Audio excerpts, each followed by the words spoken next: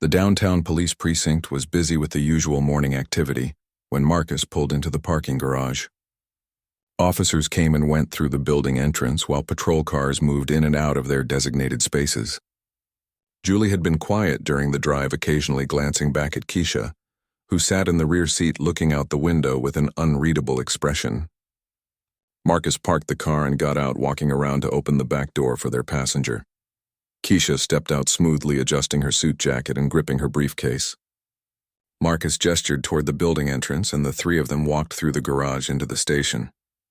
The fluorescent lights buzzed overhead as they made their way down a corridor past offices and holding cells. Other officers nodded at Marcus and Julie as they passed, some giving curious looks at the well-dressed woman being escorted between them. Marcus led them to Interrogation Room 3, a small windowless space with a metal table and 4 chairs. "Sit down," Marcus instructed, pointing at the chair facing the two-way mirror. Keisha complied, setting her briefcase on the floor beside her and folding her hands on the table.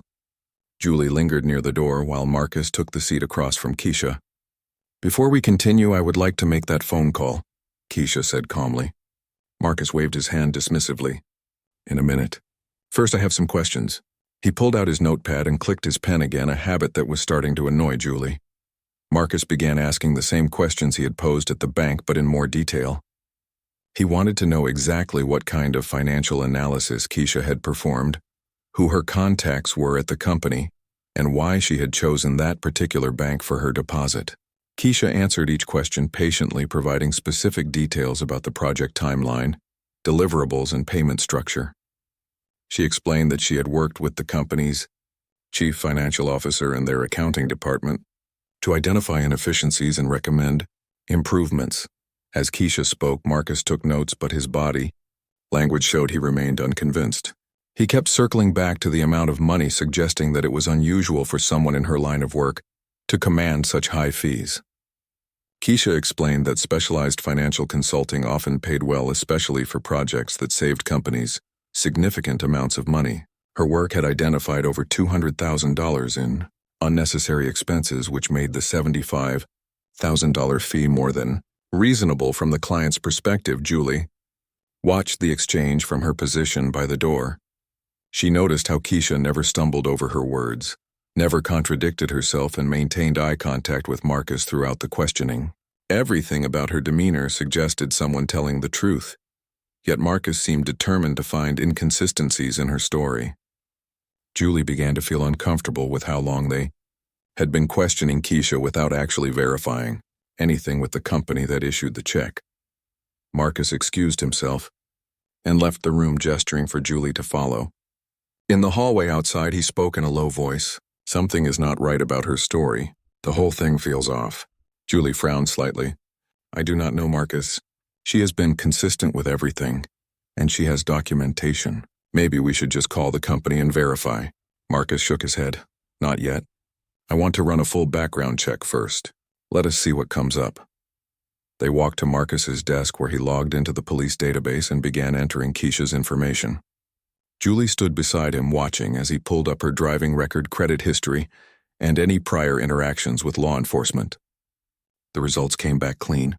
No traffic violations, no criminal history, no red flags of any kind. If anything, Keisha's record was remarkably spotless. Marcus frowned at the screen. "Run her name through social media," Julie suggested.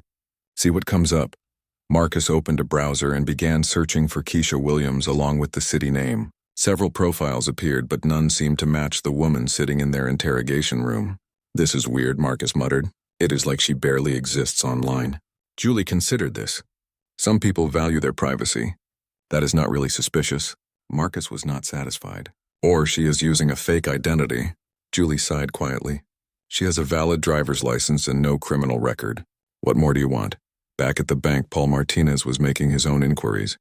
He had called the company that issued the check, and after being transferred through several departments, finally reached someone in their accounting division. The woman on the phone confirmed that they had indeed hired a consultant named Keisha Williams, and that the check amount was correct. Paul felt relieved and immediately tried calling the police station to relay this information. He was put on hold and transferred multiple times before finally leaving a message with the front desk. Meanwhile, Marcus decided to bring in his supervisor. He walked down the hall to Lieutenant Daniel Cooper's office and knocked on the open door. Daniel looked up from his computer screen, raising his eyebrows. "What have you got, Marcus?" Marcus explained the situation, emphasizing the large check amount and his suspicions about Keisha's background. Daniel listened carefully, asking a few clarifying questions. "Have you verified the check with the company yet?" he asked. Marcus admitted he had not, wanting to gather more evidence first. Daniel stood up and grabbed his coffee mug. "Let me come talk to her." The two men walked back toward the interrogation room, with Julie joining them from Marcus's desk. When they entered, Keisha looked up, her expression still calm, but there was a new edge to her eyes. She had been sitting alone for nearly 45 minutes now. "Lieutenant Cooper," Daniel said, introducing himself. "I understand there is some confusion about a check deposit." Keisha nodded. "There should not be any confusion. Everything is legitimate, and I have provided all necessary documentation. I have also been asking to make a phone call for over an hour now, and that request has been denied." Daniel glanced at Marcus, who shifted uncomfortably. "You can make your call in just a few minutes," Daniel said diplomatically. "We are just trying to understand the situation fully." Keisha leaned forward slightly. "With all due respect, Lieutenant, you could have verified everything with one phone call to the company. Instead, I have been detained, questioned repeatedly, and denied my rights. This is starting to feel less like an investigation and more like harassment." Marcus bristled at the accusation. "We have every right to investigate suspicious activity. A check for $75,000 is unusual and requires scrutiny." Keisha met his gaze steadily. "Unusual for whom exactly, Detective?" Marcus did not answer, but his jaw tightened. Julie spoke up for the first time in a while. "Maybe we should just let her make the call and verify the check. Then we can clear this up." Daniel nodded in agreement. "That seems reasonable." Keisha pulled her phone from her purse and looked at the three officers. "I need privacy for this call. It is regarding a sensitive work matter." Marcus started to object, but Daniel held up his hand. "We will step outside. Give her 5 minutes." The three officers filed out of the room, leaving Keisha alone. She looked at her phone for a long moment before dialing a number. The line rang twice before someone answered. "This is Agent Williams," Keisha said quietly but firmly. "Badge number 74921. I need immediate assistance at the downtown precinct." There was a pause as she listened to the response. "Yes, I am being detained by local police. They have compromised my position." Another pause. "Understood. I will wait for arrival." She ended the call and set her phone on the table. Then she sat back in her chair and waited with the same calm composure she had maintained since the morning began. Outside the interrogation room, Marcus paced back and forth. "I am telling you, something is not right about her." Daniel sipped his coffee, looking thoughtful. "Her record is clean, Marcus. Maybe she is just what she says she is, a consultant who got paid for a job." Marcus shook his head stubbornly. "I have been doing this job for 15 years. I can tell when someone is hiding something." Julie remained quiet, but she was thinking about how Keisha had referred to a sensitive work matter and requested privacy. That struck her as odd for someone supposedly in financial consulting. Before anyone could say more, the front desk officer appeared at the end of the hallway, walking quickly toward them. "Lieutenant Cooper, you have a call." "It is urgent." "Says it is from the FBI." Daniel's eyebrows shot up. "The FBI?" The desk officer nodded. "They are asking about someone named Keisha Williams." Marcus and Julie exchanged glances, and suddenly the confident expression on Marcus's face began to fade. Daniel hurried toward his office to take the call, while Marcus stood frozen in the hallway. Julie looked toward the interrogation room door where Keisha sat waiting, and a sinking feeling settled in her stomach. The conference room felt 10 degrees colder after the FBI agents left. Daniel Cooper sat at the table with his head in his hands while Marcus stared at the floor, and Julie looked at the wall, unable to meet anyone's eyes. The silence stretched for nearly a minute before Daniel finally spoke. "Do you understand what you have done, Marcus? This is not just a mistake or a misunderstanding. You have compromised a federal investigation and potentially put an agent's safety at risk." Marcus lifted his head. "I was doing my job, following up on a report of suspicious activity." Daniel's eyes flashed with anger. "Your job includes using judgment and common sense. It includes verifying information before making assumptions. Instead, you saw a large check and immediately jumped to the conclusion that fraud was being committed." Marcus's face reddened. The amount was unusual for a personal account. Most people do not deposit checks that large. Most people, Julie said quietly, causing both men to look at her. Is that really what this was about, Marcus? The amount of the check, or was it about who was depositing it? Marcus turned to face her. What are you trying to say? Julie met his gaze steadily. I am saying that Keisha Williams had valid identification documentation supporting her story and a completely calm professional demeanor.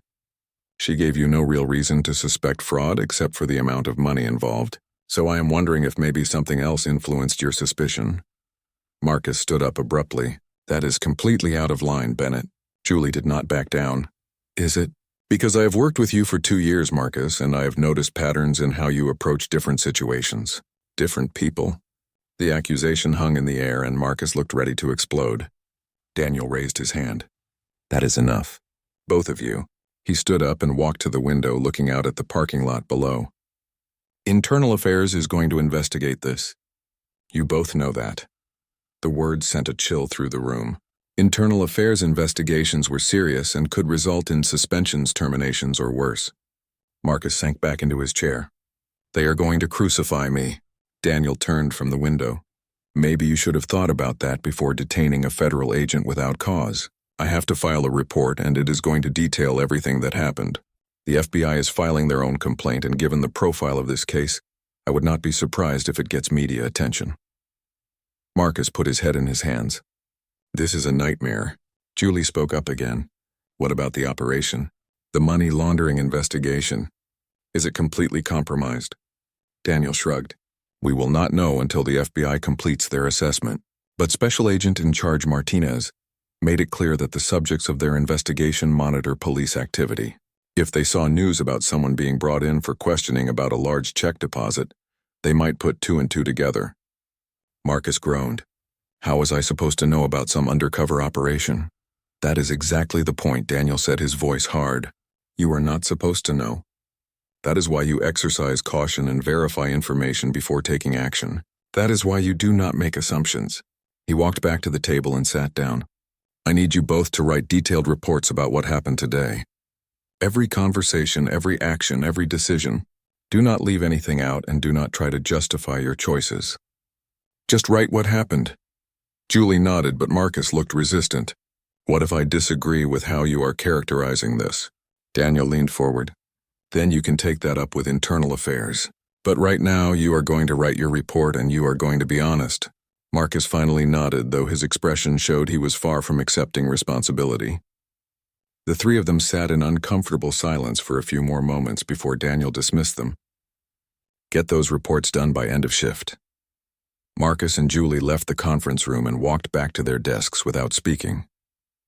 The other officers in the precinct had clearly heard something was wrong, and several cast curious glances their way. Marcus sat down at his computer and stared at the blank document screen, trying to figure out how to explain the morning's events without making himself look incompetent. Julie sat at her own desk and began typing her report with a heavy heart, knowing that she should have intervened earlier. Across town at the FBI field office, Keisha sat in a meeting room with Helen Martinez and the rest of her team. They had spread out files and documents across the table and were reviewing the timeline of their investigation. The operation had focused on a network of shell companies being used to launder money from illegal activities. Keisha's role had been to pose as a financial consultant who could help businesses move money discreetly. Over 6 months, she had gathered evidence, connected key players, and built relationships that would eventually lead to arrests. The controlled deposit she had attempted that morning was supposed to be the final piece of evidence they needed. The money was coming from an account tied to one of the main suspects, and depositing it would have given them proof of the complete money trail. Now that she had been detained by local police, there was a significant risk that the suspects would realize law enforcement was involved and shut down their operations. Helen reviewed the situation with growing frustration. We need to determine if our targets know what happened, Helen said. Keisha, do you have any indication from your contacts that they are suspicious? Keisha shook her head. I have not received any unusual messages, and my last communication with the primary target was normal. But if they have someone monitoring police activity, they could already know. One of the other agents spoke up. We should assume they know and move up the timeline for arrests? Helen considered this. If we move too quickly, we might not have enough evidence to make all the charges stick. But if we wait and they destroy evidence, we lose everything. She turned to Keisha. What is your assessment? Can we still salvage this operation?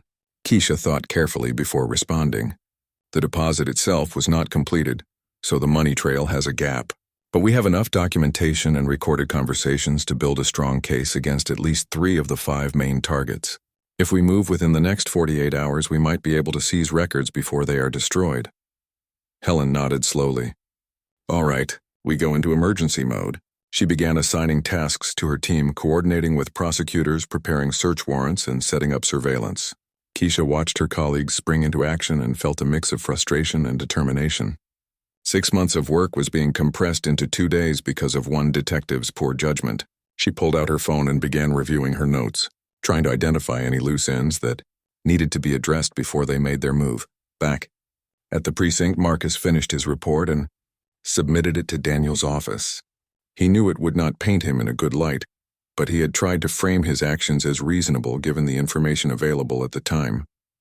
Julie finished her own report shortly after, and it was more critical of their handling of the situation.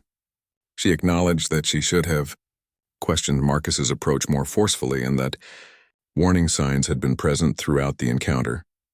The afternoon wore on. Word of the incident began, spreading through the precinct. Officers whispered in hallways and speculation ran wild about what had really happened. Some supported Marcus, arguing that he had been doing his job and could not have known about the FBI operation. Others felt he had overstepped and let bias influence his judgment. The division within the department became apparent as people took sides.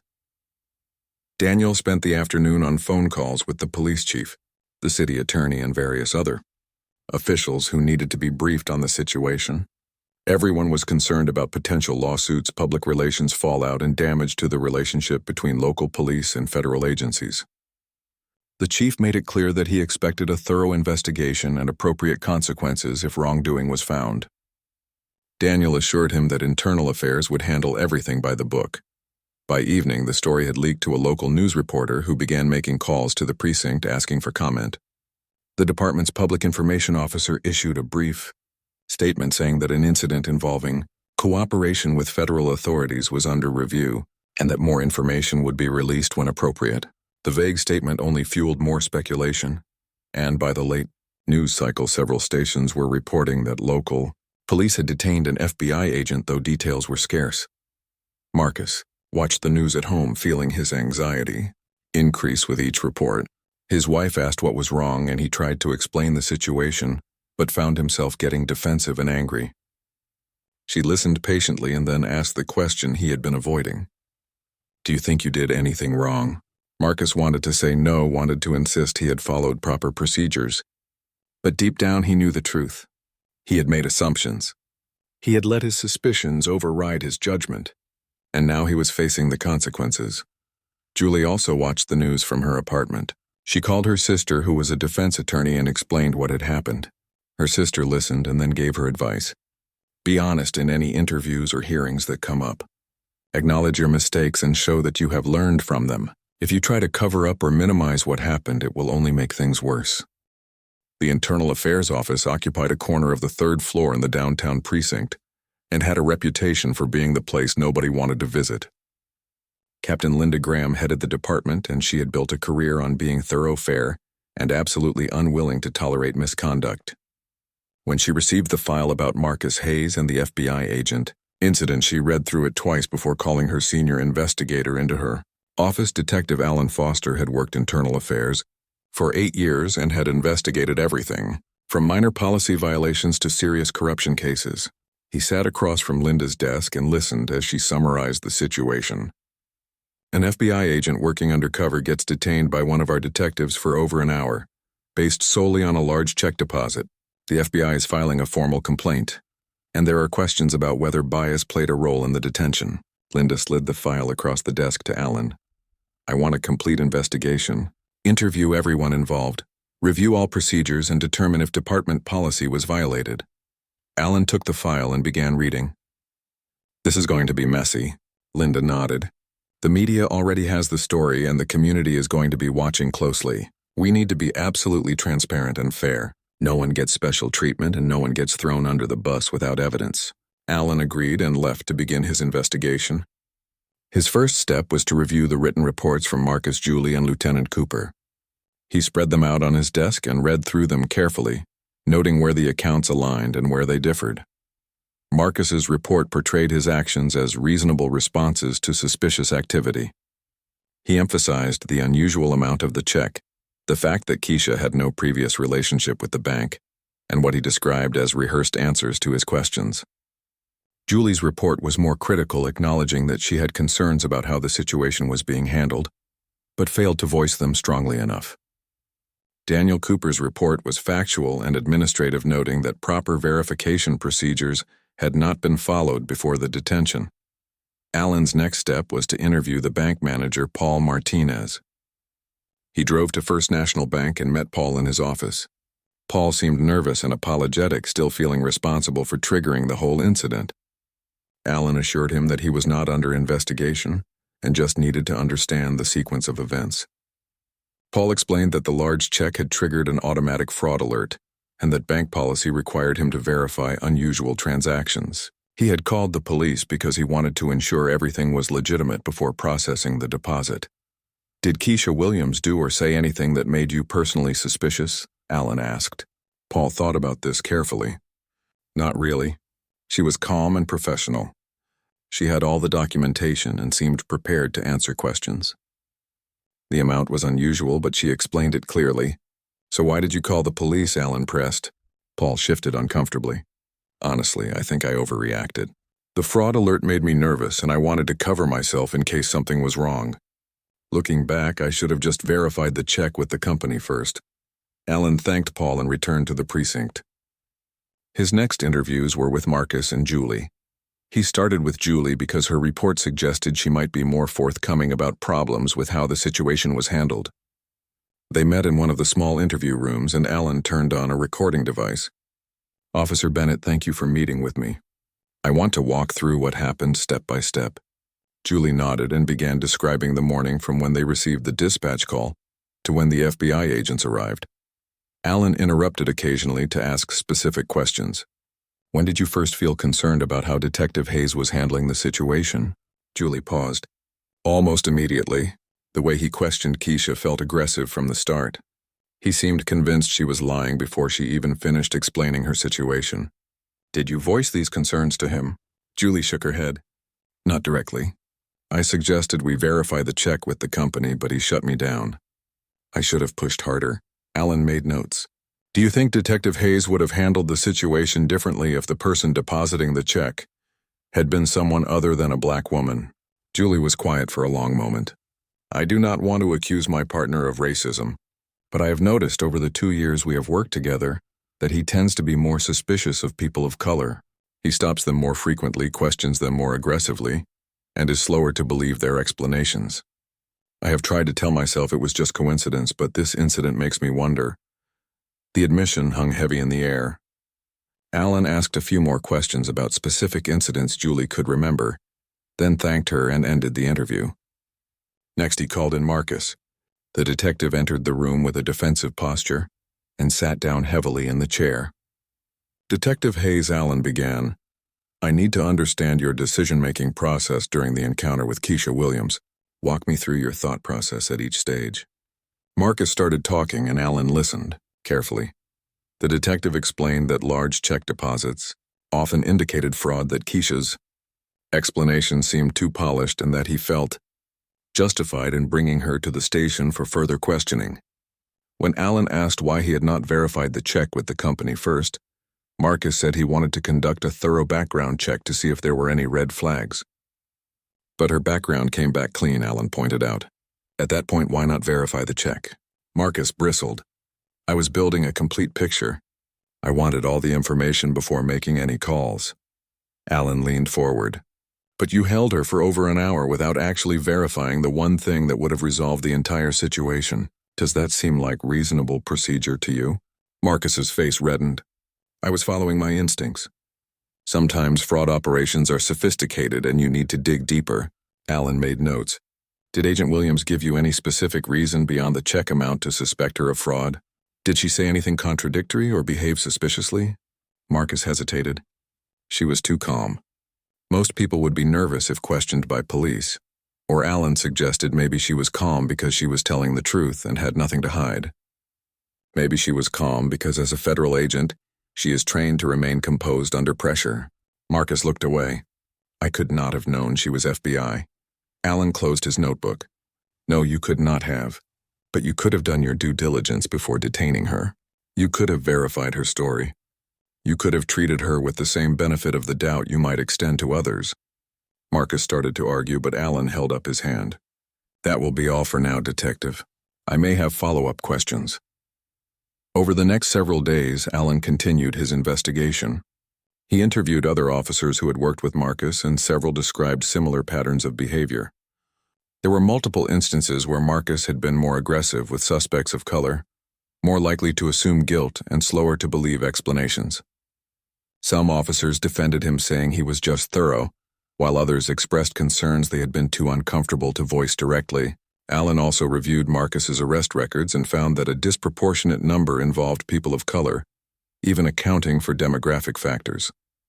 Meanwhile, the FBI had moved forward with their operation. In a coordinated effort across 3 states, they executed search warrants and made arrests targeting the money laundering network Keisha had been investigating.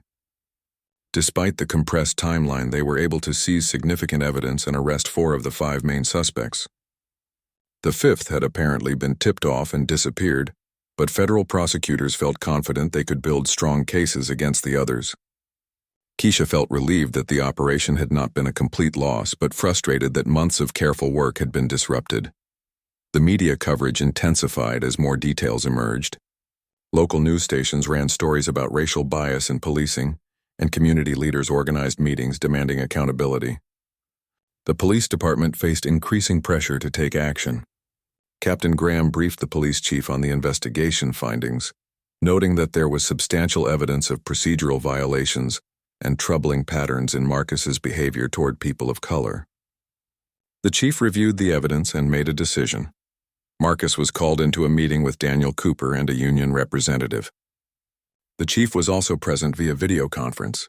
Marcus, we have completed the initial investigation into the incident with FBI agent Keisha Williams, the chief began.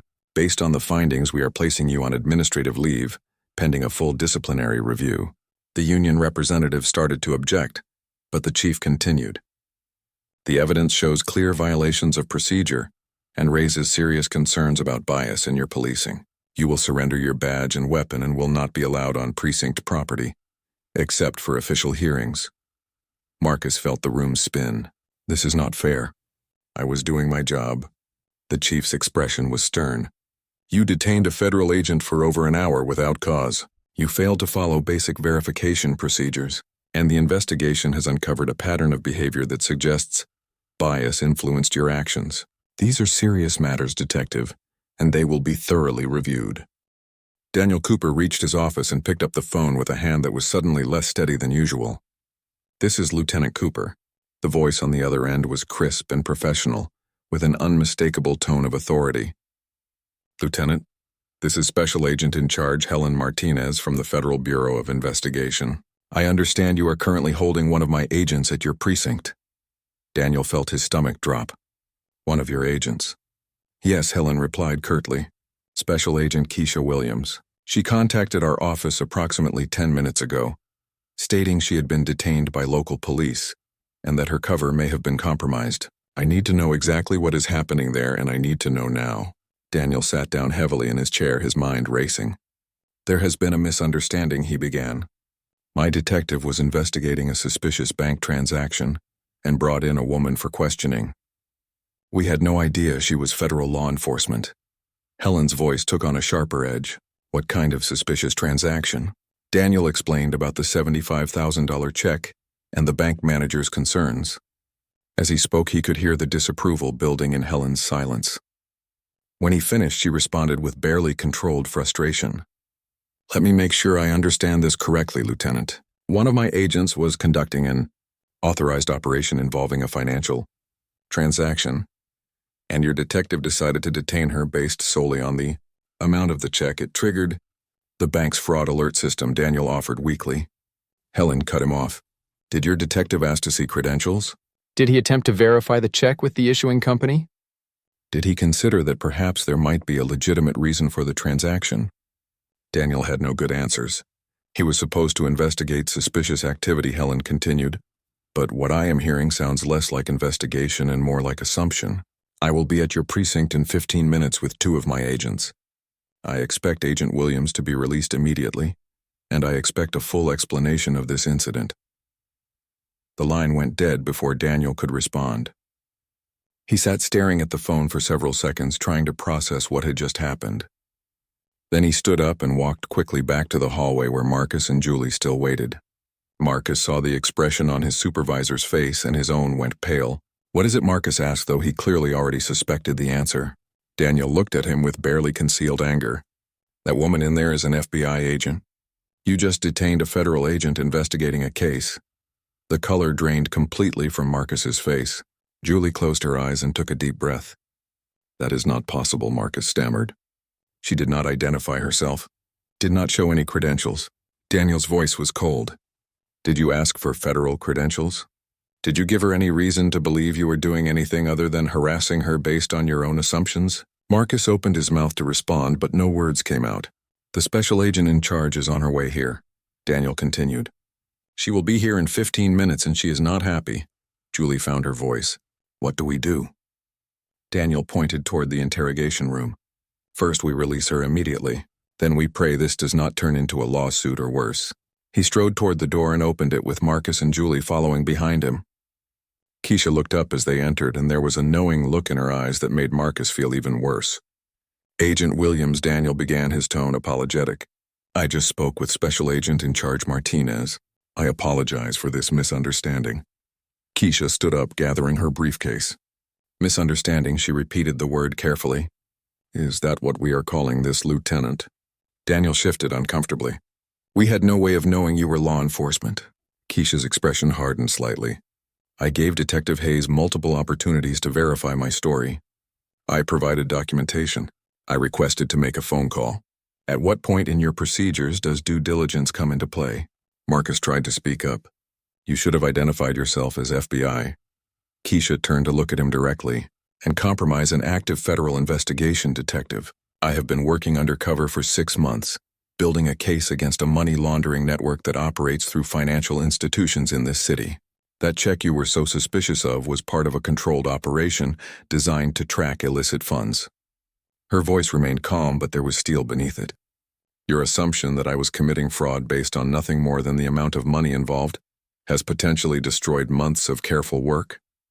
The words hung in the air like a physical weight. Julie felt sick to her stomach, realizing the full scope of what they had done. Marcus looked like he wanted to disappear into the floor. Daniel tried to salvage what he could of the situation. Agent Williams, I take full responsibility for this incident. We will cooperate fully with the FBI and do whatever is necessary to mitigate any damage to your operation. Keisha picked up her phone from the table and checked the time. Special Agent in Charge Martinez will be here shortly. You can explain everything to her. She walked toward the door and the 3 officers stepped aside to let her pass. Keisha moved down the hallway with her head held high, while other officers in the precinct watched with curious expressions. She found an empty office and closed the door to wait for her supervisor. Back in the interrogation room, Daniel turned to Marcus with fury in his eyes. My office now. The 2 men left with Julie trailing behind, feeling like she should have done more to prevent this disaster. In Daniel's office, the lieutenant closed the door and pointed at a chair. Marcus sat while Julie stood near the wall. Daniel remained standing, his arms crossed. Do you have any idea what you have just done? Marcus tried to defend himself. I was following protocol for investigating fraud. The check amount was suspicious and her story seemed rehearsed. Daniel slammed his hand on the desk. Her story seemed rehearsed because it was true, Marcus. Everything she told you was legitimate and you could have verified it with 1 phone call. But instead you decided to bring her in and grill her like a criminal. Marcus's face flushed. How was I supposed to know she was FBI? They do not exactly advertise it. That is the whole point of undercover work, Daniel shot back. And that is exactly why you are supposed to do your due diligence before making assumptions. Julie finally spoke up, her voice quiet. I should have said something. I could tell something was off about how we were handling this. Daniel looked at her. Yes, you should have, Officer Bennett. Part of being a good partner is knowing when to push back. A knock on the door interrupted them. The desk officer poked his head in. Lieutenant, there are 3 people here from the FBI. They are asking for you. Daniel took a deep breath and straightened his uniform. Show them to conference room 2. I will be right there. He looked at Marcus and Julie. Both of you come with me. You are going to face this head on. The 3 of them walked down the hallway toward the conference room where they could already hear voices. Inside the conference room, Keisha stood talking with 3 other people. A woman in her late 40s wearing a dark suit stood with her arms crossed, radiating authority. 2 other agents flanked her, a man and a woman, both looking serious and professional. This was clearly Special Agent in Charge Helen Martinez and her team. When Daniel entered with Marcus and Julie behind him, Helen turned to face them. Lieutenant Cooper, I presume? Daniel nodded. Special Agent in Charge Martinez. Thank you for coming. Helen did not waste time with pleasantries. I want to know exactly what happened here from the beginning. Daniel gestured to the chairs around the conference table and everyone sat down. He began explaining the sequence of events, starting with the bank manager's call and ending with the realization that Keisha was an FBI agent. As he spoke, Helen's expression grew increasingly displeased. Marcus tried several times to interject, but Helen held up a hand, silencing him. When Daniel finished, Helen turned her attention to Marcus. Detective Hayes, she began, you detained a federal agent for over an hour, based solely on the fact that she was depositing a large check. Marcus nodded reluctantly. The bank manager reported it as suspicious activity. Helen leaned forward. And did you at any point consider that there might be legitimate reasons for such a transaction? Did you attempt to verify the check with the issuing company? Did you ask Agent Williams if she had any credentials beyond her driver's license? Marcus shifted in his seat. She did not offer any federal identification. Helen's voice became sharp. Because she could not, Detective. Agent Williams has been operating under a carefully constructed cover identity for 6 months. Revealing her true identity to local law enforcement would have put that cover at risk. That is exactly what has happened now. The subjects of our investigation monitor police activity and bank transactions. Thanks to your actions, they now know that a federal agent was brought into this precinct for questioning about one of our controlled deposits. Marcus paled further. I did not know. Ignorance is not an excuse, Helen replied coldly. Due diligence is a basic requirement of police work, Detective. You made assumptions based on what I can only assume was bias, and those assumptions have potentially compromised a significant federal investigation. She looked at Daniel. Lieutenant, I will need copies of all reports filed regarding this incident. I will also need to speak with the bank manager who made the initial call. The morning sun cast long shadows across the parking lot of First National Bank as Detective Marcus Hayes pulled his patrol car into a spot near the entrance. His partner, Officer Julie Bennett, sat beside him reviewing the dispatch notes on her tablet.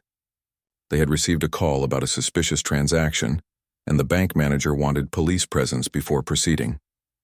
Marcus grabbed his coffee from the cup holder and took a long sip before stepping out into the cool morning air. Inside the bank, the atmosphere felt tense. A few customers waited in line at the teller windows while others conducted business at desks scattered throughout the lobby. Paul Martinez, the bank manager, stood near his office door looking nervous and fidgeting with his tie. When he spotted the 2 officers entering, he quickly waved them over with an anxious expression on his face. Marcus and Julie followed him into his office where a woman sat calmly in one of the chairs facing the desk. She was a black woman in her mid-30s wearing a tailored navy blue suit and carrying a leather briefcase. Her hair was pulled back in a professional bun and she wore minimal jewelry except for a simple watch and small earrings. She looked up as the officers entered and her expression remained neutral and composed. Marcus immediately sized her up with a skeptical eye, while Julie offered a polite nod. Paul closed the door behind them and gestured to the woman. This is Keisha Williams, he said in a hushed tone. She came in about 30 minutes ago wanting to deposit a check. Marcus pulled out his notepad and clicked his pen. What seems to be the problem here, he asked, looking between Paul and Keisha.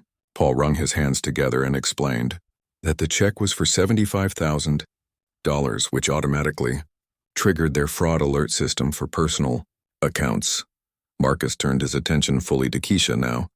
That is a lot of money, he said in a tone that suggested disbelief. Where did you get a check like that? Keisha remained calm and spoke in a measured voice. It is payment for consulting work I completed for a private firm. I have all the documentation if you need to see it. She reached for her briefcase, but Marcus held up his hand. Let us start with some identification first, he said. Keisha nodded and pulled out her wallet, producing her driver's license and handing it to Marcus. He examined it carefully, comparing the photo to her face and checking the expiration date. Julie stood slightly behind her partner, observing the interaction. She noticed how composed Keisha seemed, almost unnaturally calm for someone being questioned by police. Most people would show at least some signs of nervousness, but Keisha appeared completely at ease. Marcus handed the license to Julie, who copied down the information. Can you tell me more about this consulting work, he asked. What kind of consulting pays $75,000 for one job? Keisha explained that she worked in financial analysis and had been hired to review and restructure the accounting systems for a mid-sized company. The project took 3 months, and this was the agreed-upon compensation. Marcus raised an eyebrow, clearly unconvinced by her explanation. Paul interjected, saying that he had already looked up the company that issued the check, and they appeared to be legitimate. However, he was still concerned because he had never seen Keisha before, and this was her first major transaction at this branch. Marcus nodded and turned back to Keisha. Do you have any other accounts here, he asked. She shook her head. This is a new account I opened specifically to deposit this check. My primary accounts are at another bank, but I was advised to use this one for business purposes. The explanation only made Marcus more suspicious. Why would you open a new account just for one check, he pressed. That does not make sense. Keisha sighed softly and explained that her financial advisor had recommended diversifying her banking relationships for tax purposes and to establish business credit separate from her personal finances. It is a common practice, she added. Marcus exchanged a glance with Julie, who remained silent, but appeared slightly uncomfortable with how aggressive her partner was being. Marcus decided to push harder. I am going to need to see all that documentation you mentioned, he said. And I want the contact information for this company that supposedly paid you. Keisha opened her briefcase and pulled out a folder containing the contract invoice and several other papers. She handed them to Marcus, who began flipping through the pages with a critical eye. Everything appeared professional and legitimate, with official letterhead signatures and detailed payment terms. Still, Marcus was not satisfied. This could all be forged, he muttered. Julie finally spoke up. Should we just call the company to verify, she suggested. Marcus shot her a look that said, stay out of this. He turned back to Keisha. I think you need to come down to the station for further questioning. We need to make sure everything checks out before any money changes hands. Keisha's expression shifted slightly, showing the first sign of concern. That is not necessary, she said firmly. I have an important appointment in 2 hours, and all the information you need is right here. Marcus stood up straighter, asserting his authority. Ma'am, I am conducting an investigation into possible fraud, and I need your cooperation. You can either come voluntarily or I can detain you, but either way we are going to get to the bottom of this. Keisha looked at him steadily for a long moment before speaking again. Officer, I understand you are doing your job, but I assure you this is a legitimate transaction. There is no fraud here. Marcus crossed his arms. Then you should have no problem coming to the station to answer a few more questions. Julie shifted her weight from one foot to the other, feeling increasingly uneasy about the situation. Something about how calm and professional Keisha remained struck her as odd. Most people in this situation would be protesting loudly or showing visible signs of stress, but Keisha seemed almost resigned, as if she had been through something like this before. Paul, the bank manager, looked between all of them, uncertain what to do next. Marcus made the decision for everyone. Let us go, he said, gesturing toward the door. Keisha stood slowly, gathering her papers and placing them back in her briefcase. She looked at Marcus with an expression that was hard to read, somewhere between disappointment and knowing acceptance. As they walked out of the office and through the bank lobby, customers stared at the scene unfolding before them. Julie walked beside Keisha while Marcus followed behind, and Paul trailed after them, apologizing quietly. Outside in the parking lot, Marcus opened the back door of the patrol car. Keisha paused before getting in. I really need to make a phone call, she said. You can do that at the station, Marcus replied curtly. Keisha looked at him one more time, as if giving him a final chance to reconsider, then slid into the back seat. Julie got in the passenger side and Marcus climbed behind the wheel. As they pulled out of the parking lot heading toward the downtown precinct, None of them could have imagined how drastically this routine stop was about to change everything. The community center on Maple Street was packed with people on a Tuesday evening, 3 weeks after the incident. Rows of folding chairs faced a small stage where a panel table had been set up with microphones and water bottles. Community leaders had organized the meeting to address concerns about police conduct, and the gathering had drawn residents from across the city. Some came because they had personal experiences with biased policing, while others came to support their neighbors or simply to understand what had happened. Pastor Jerome Williams from the local Baptist church served as moderator for the evening. He stood at the podium and welcomed everyone, thanking them for coming and explaining the format for the meeting. We are here tonight to have an honest conversation about what happened with FBI agent Keisha Williams and what it means for our community. We have invited representatives from the police department to answer questions and to hear your concerns. Pastor Williams gestured to the panel where Lieutenant Daniel Cooper and Captain Linda Graham sat along with 2 community advocates and a representative from the mayor's office. Before we begin with questions, Pastor Williams continued, I want to set some ground rules. We will treat everyone with respect even when we disagree. We will listen to understand, not just to respond. And we will focus on solutions, not just problems. The crowd murmured in agreement, and Pastor Williams invited Daniel to make an opening statement. The lieutenant stood and approached the microphone, looking uncomfortable, but determined to face the community. Thank you for having me tonight, Daniel began. I want to start by acknowledging that what happened to Agent Williams was wrong. One of our detectives made assumptions and failed to follow proper procedures. That failure reflects poorly on our entire department, and I take responsibility as his supervisor. We are conducting a thorough investigation and taking steps to ensure this does not happen again, but I know that words are not enough. You deserve to see real action and real change. Daniel returned to his seat, and several people in the audience shook their heads, skeptically. Captain Graham spoke next, explaining the internal affairs investigation and the measures being taken, including mandatory bias training for all officers and revised procedures for detention and questioning. She emphasized that the department took the matter seriously and was committed to accountability. When she finished, Pastor Williams opened the floor for questions. Hands shot up immediately, and he pointed to a woman in the 3rd row. She stood holding a microphone provided by volunteers. My name is Brenda Jackson, and I have lived in the city for 30 years. My son was pulled over 6 times last year for no reason other than driving while black. Each time the officers treated him like a criminal, even though he has never been arrested for anything. How is this different from what happened to Agent Williams? The question drew applause from much of the audience. Daniel took the microphone. Ms. Jackson, I cannot speak to your son's specific experiences, but I can tell you that we are working to address systemic issues in how our officers conduct stops and interact with the community. Brenda remained standing. That is not an answer, Lieutenant. That is a talking point. What are you actually doing? Daniel paused, then spoke more directly. We are reviewing traffic stop data to identify officers who show patterns of racial disparity in who they pull over. We are implementing body camera requirements for all interactions, and we are creating a civilian review board to provide oversight on complaints. These are concrete steps, not just words. Brenda seemed somewhat satisfied and sat down, though her expression showed she remained skeptical. The next question came from a young man near the back.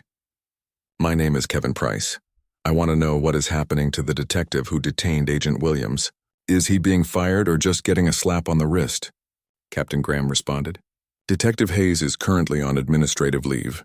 The disciplinary process is ongoing, and I cannot discuss specifics while the investigation continues. But I can assure you that if violations are found, there will be appropriate consequences. Several people shouted that was not good enough, and the meeting threatened to become heated before Pastor Williams called for calm. A middle-aged woman stood and identified herself as Carmen Rodriguez. I appreciate the police department acknowledging there was a problem, but I want to hear from Agent Williams herself. Is she here tonight? Pastor Williams nodded and gestured to the side of the room where Keisha had been sitting quietly. She had agreed to attend but asked not to be on the panel, wanting to observe how the community and police interacted.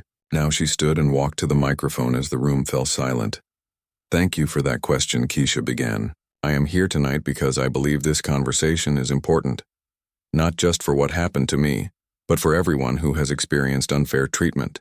She paused, looking out at the faces in the audience. I am an FBI agent, which means I have resources and authority that most people do not have. When I was detained, I knew I could call my office and get help.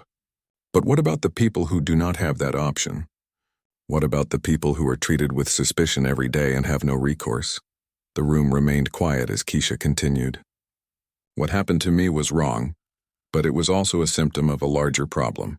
Too often, law enforcement officers make assumptions based on appearance or race instead of facts and evidence.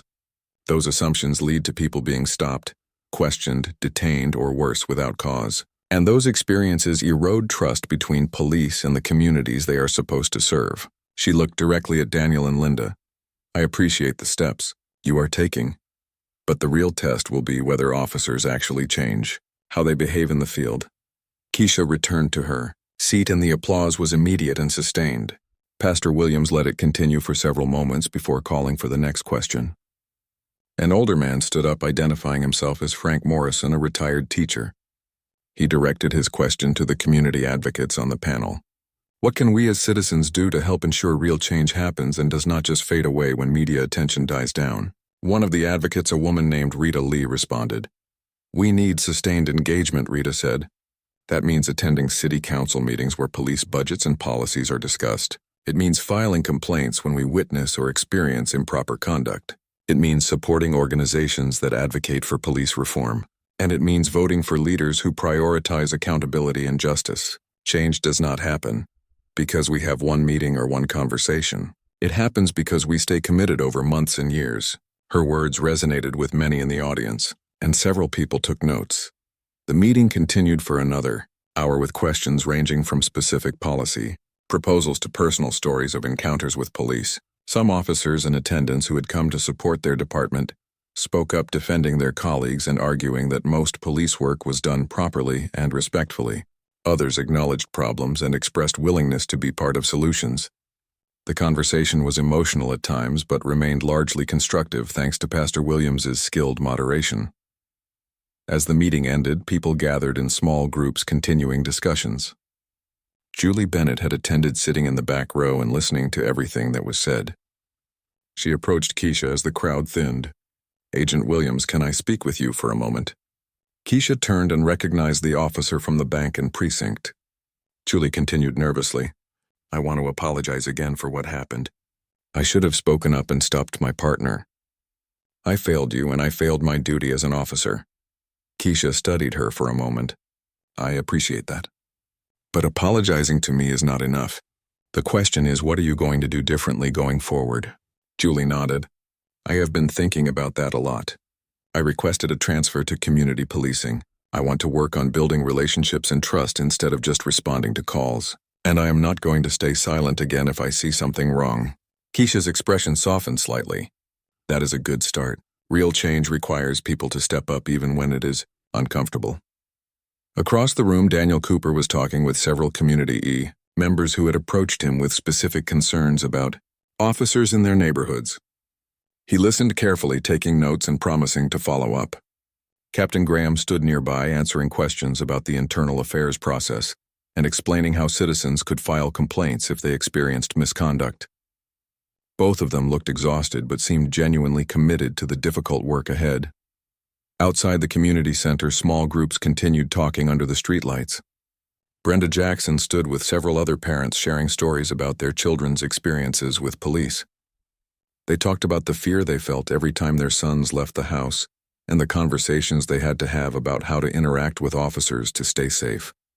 It was not fair that they had to teach survival tactics instead of just trusting that police would treat their children fairly, but it was the reality they lived with. Kevin Price, the young man who had asked about Marcus, talked with friends about whether anything would really change. Some were cynical, arguing that the police would do enough to calm public anger, then return to business as usual. 1 year later, the city looked different in ways both visible and invisible. The downtown precinct had a new community liaison office with windows facing the street and comfortable chairs where residents could meet with officers to discuss concerns. Body cameras had become standard equipment, with footage regularly reviewed to ensure proper conduct. The Civilian Review Board met monthly, publishing reports on complaint patterns and policy recommendations. These were tangible changes that anyone could observe. The invisible changes were harder to measure but equally important. Daniel Cooper sat at his desk reviewing the annual report on traffic stops and use of force incidents. The data showed measurable improvement in racial disparities with fewer stops of people of color relative to population and fewer complaints about officer conduct. It was not perfect, but the trend was moving in the right direction. He compiled the statistics into a report knowing he had promised to share it with Keisha Williams. He composed an email attaching the data and adding a personal note. Agent Williams, as promised, here is our one-year update. The numbers show progress, but we know we still have work to do. Our bias training has become a permanent part of officer development, and we have seen positive changes in how officers interact with the community. Thank you for challenging us to do better. He hit send and leaned back in his chair, feeling tired but satisfied. Across town, Julie Bennett walked through the Riverside neighborhood she had been assigned to for community policing. She knew most residents by name, and they greeted her warmly as she passed. At the corner store owner, Mr. Kim waved her inside. "Officer Bennett, I wanted to thank you.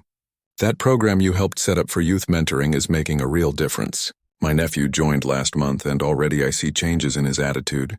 Julie smiled. "That is wonderful, Mr. Kim.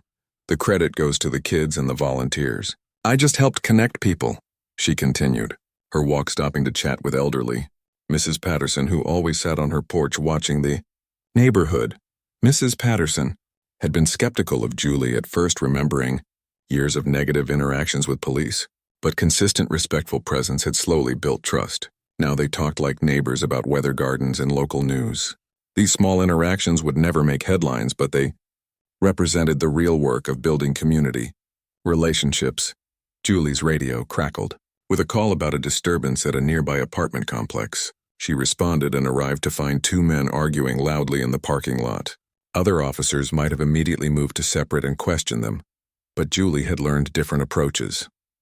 She stayed calm, spoke in a measured tone, and asked what was happening. The men explained a dispute about a parking space, and Julie listened to both sides without judgment.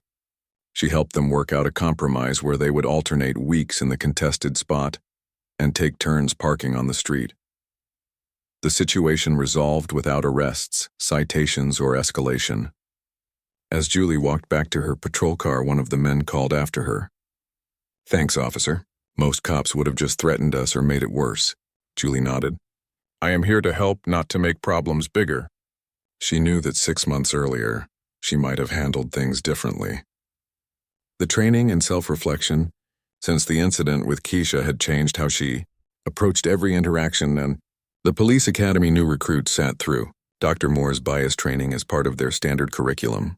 Unlike the veteran officers who had attended mandatory sessions, these young recruits approached the material without defensiveness. Many were eager to learn how to be fair, effective officers. One recruit named Lisa Chen asked thoughtful questions about how to balance safety concerns with civil rights. Another named Carlos Ruiz shared his own experience of being profiled growing up and his determination to never make others feel that way. Dr. Moore felt hopeful working with these recruits.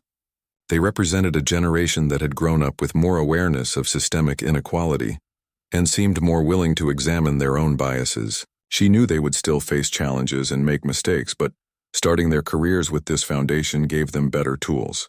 After class, several recruits stayed to ask additional questions about scenarios they might encounter. Dr. Moore answered patiently. Knowing these conversations were investments in better policing, Linda Graham reviewed applications for open positions in the department. The recruitment process now included explicit assessment of candidates' understanding of bias and commitment to fair policing. Some qualified candidates were passed over because their answers to scenario questions revealed problematic attitudes. The union had objected, arguing that this was introducing politics into hiring, but Linda stood firm. "We are not looking for perfect people," she explained in a meeting. "We are looking for people who can recognize their imperfections and work to overcome them." The Civilian Review Board completed its first annual report. The board consisted of 7 community members representing different neighborhoods and backgrounds. They reviewed all complaints against officers, investigated patterns, and made policy recommendations. Their report praised the department's efforts at reform, while identifying areas needing more attention. One finding was that officers still showed bias in how they wrote reports, with different language used to describe similar behavior depending on the race of the person involved. The board recommended additional training on objective documentation. Daniel read the report carefully and called a meeting with supervisors to discuss implementation of recommendations. Some supervisors were resistant, arguing that officers were already overwhelmed with requirements, and adding more would hurt morale. Daniel listened, then responded firmly. Our job is not to make officers comfortable. Our job is to serve the community with fairness and integrity. If that requires more training and oversight, then that is what we will. The police academy training room had been rearranged for a special session. Instead of the usual rows of desks facing forward, the chairs were set in a semicircle to encourage discussion. 40 officers from various precincts sat waiting, some looking curious, others appearing skeptical or defensive. This mandatory training on implicit bias and proper procedures had been announced 2 weeks after the incident.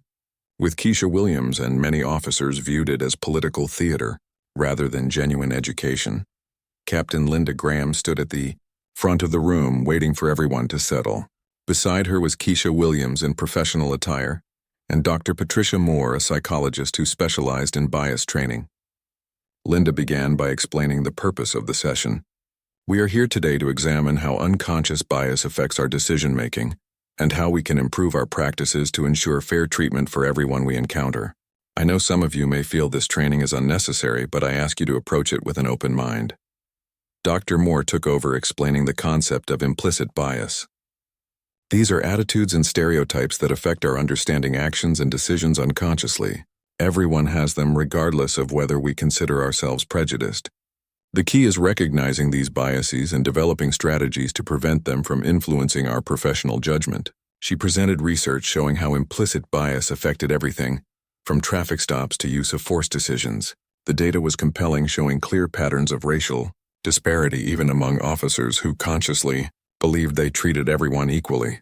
Some officers shifted uncomfortably in their seats while others leaned forward with interest. Dr. Moore continued by leading them through several exercises designed to reveal their own biases. One exercise involved looking at photos of different people and quickly deciding whether they appeared threatening or trustworthy. The results, when revealed, showed that officers consistently rated people of color, especially young black men, as more threatening, even when the photos showed people in similar clothing and poses. The room grew quiet as officers processed this information. A veteran officer named Greg Hartman raised his hand. I have been on the force for 20 years and I have never thought of myself as racist. But these results suggest otherwise. How do I reconcile that? Dr. Moore nodded appreciatively. That is exactly the right question. Having implicit bias does not make you a bad person or a racist in the traditional sense. It means you are human and influenced by the society you grew up in. The important thing is acknowledging it exists and actively working to counteract it. Keisha then stood to share her perspective. She began by describing her career in law enforcement and the cases she had worked. I am not here to lecture you or make you feel guilty, she said. I am here to share my experience and hopefully help you understand how bias can affect real people in real situations. She walked them through the events at the bank and precinct, describing each decision Marcus had made and where proper procedures could have changed the outcome. She did not attack Marcus personally, but focused on the actions and assumptions that led to her detention. An officer named Sam Tucker spoke up. With all respect, Agent Williams, you said yourself that the check amount was unusual. Is it really bias if something legitimately seems suspicious? Keisha nodded, acknowledging the question. That is fair. The check amount did trigger a fraud alert, and that warranted investigation. But let me ask you this. If I had been a white man in an expensive suit, would Detective Hayes have handled it the same way? Would he have been as aggressive in his questioning? Would he have detained me for over an hour without verifying my story with the company? The room fell silent as officers considered this. Keisha continued. The issue was not that he investigated.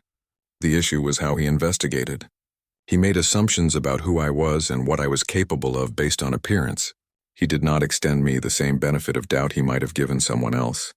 And when I asked to make a phone call, he delayed because he was so convinced he had caught a criminal. She paused. That is what bias looks like. It is not always overt hatred. Often it is just assumptions that lead to different treatment. Julie Bennett, who was in attendance, raised her hand. I was Detective Hayes' partner that day and I saw what was happening, but I did not stop it. I convinced myself that he knew what he was doing, but looking back, I realized I was complicit. She looked around at her colleagues. We all have a responsibility to speak up when we see something wrong. Being a good partner does not mean blindly supporting everything your partner does. It means holding each other accountable. Dr. Moore used this as a transition point. Let us talk about what active intervention looks like. How do you speak up when you see bias affecting a situation? The group broke into smaller discussions exploring scenarios and strategies. Some officers were resistant, arguing that second-guessing your partner in the field could be dangerous. Others recognized that safety concerns should not be used as an excuse to ignore clear problems. The conversations were difficult but productive as officers wrestled with complex questions about loyalty, accountability, and justice. After a break, the training shifted to practical procedures. Linda Graham walked through revised protocols for detentions and investigations, emphasizing documentation, verification, and de-escalation. Every detention must be based on specific articulable facts, not hunches or feelings, she explained. Before bringing someone to the station for questioning, you must have clear evidence of probable cause, and you must allow people to exercise their rights, including making phone calls unless there is a legitimate reason to delay. An officer asked what constitutes a legitimate reason. Linda provided examples such as preventing destruction of evidence or alerting accomplices. But personal inconvenience or wanting to complete a background check first are not legitimate reasons. The emphasis must always be on respecting rights while conducting thorough investigations. She acknowledged this required balancing competing concerns, but stressed that erring on the side of respecting rights was always the better choice. The training concluded with Keisha offering final thoughts. I know this has been uncomfortable for many of you. Change always is. But discomfort is a small price to pay if it means fewer people experience what I went through. She looked around the room, making eye contact with officers. You have difficult jobs and you face real dangers. I respect that. But that does not excuse treating people unfairly. We can be both safe and just. We can be both effective and respectful. It just requires conscious effort and willingness to examine our own behavior honestly. As officers filed out, many stopped to thank Keisha or ask follow-up questions. Some remained skeptical, but even they seemed to have gained something from the experience. Julie approached Keisha again. Thank you for doing this. I know it was not easy to come here and be vulnerable in front of people. Keisha smiled slightly. If it helps even one person do better, then it was worth it. Julie nodded. It helped me. I promise you that. Over the following weeks, the training was rolled out to all officers in the department. Each session was different as officers brought their own experiences and perspectives. Some sessions were contentious with heated debates about race policing and accountability. Others were more reflective with officers, sharing their own experiences of being treated unfairly or witnessing bias. Dr. Moore and her team adapted the content based on feedback but kept the core message consistent.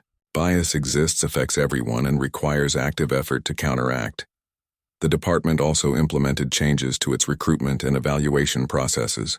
New officers received extensive training on bias and cultural competency during their academy instruction.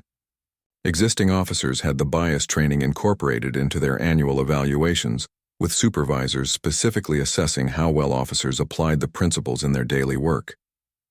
The Civilian Review Board was established, giving community members direct input on complaints and policy recommendations. Not everyone was happy with the changes. The police union objected to what they saw as excessive scrutiny and argued that officers were being made scapegoats for larger societal problems. Some officers left the force feeling they could no longer do their jobs effectively. Others embraced the changes, seeing them as overdue corrections that would improve both community relations and officer safety. The department found itself in a period of transition with growing pains inevitable, but progress undeniable. Marcus Hayes watched these developments from the outside. His disciplinary hearing had resulted in termination based on the pattern of biased behavior documented in the internal affairs investigation. He filed an appeal through his union but knew his chances were slim. He struggled to accept responsibility, viewing himself as a victim of political correctness and changing standards. His wife urged him to reflect honestly on his actions, but he found it easier to blame others than examine his own role. Julie, by contrast, threw herself into community policing with genuine commitment. She attended neighborhood meetings, got to know residents by name, and worked to build trust through consistent, respectful interactions. It was slower and less dramatic than patrol work, but she found it more rewarding. When problems arose, she focused on de-escalation and connection rather than authority and control.